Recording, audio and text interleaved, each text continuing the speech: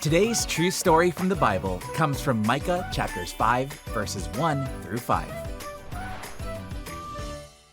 Micah was a prophet way back in the days of the Israelites, like before Blippi, Xbox, and even YouTube.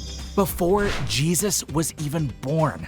A prophet was someone who got real-deal messages from God and told them to God's people. Sometimes it was a warning, sometimes a pep talk, sometimes just, hey, listen up. And wow, the Israelites, they needed all of it. They had a long history of doing the exact opposite of what God said. How's that working out for you? But God still loved his people, so he sent messages through a bunch of different prophets to help them get back on track. One of those prophets was a guy named Micah. Micah lived out in the country where there wasn't a lot of money going around. He rooted for the underdogs and got super upset when he saw powerful people treating poor people badly. Since Micah got messages from God, he gave the Israelite leaders a heads up. Guys, this is not cool, and it's not God's way. If you don't stop, bad stuff is coming, like really bad. He told the leaders, pretty soon, Assyria's gonna take over.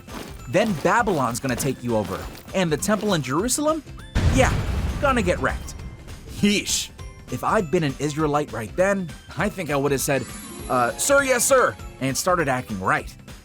Micah had to be the bearer of a lot of bad news. That couldn't have been fun, but he also got to share something amazing. Micah was one of the first people to say, Jesus is coming. He said God would keep a promise he made long ago to King David, that a forever king would come and be born in a little town called Bethlehem. Wait.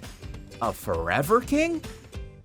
Well, people don't live forever, and some kings are like the worst. Not this king. This king, God's king, would be totally different. He'd be a shepherd to his people, keeping them safe, giving them peace, never leaving, always loving. Why do we need a forever king? Because just like the Israelites, we mess up, we sin.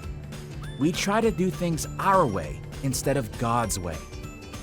But God had a rescue plan, and that plan was a person, Jesus.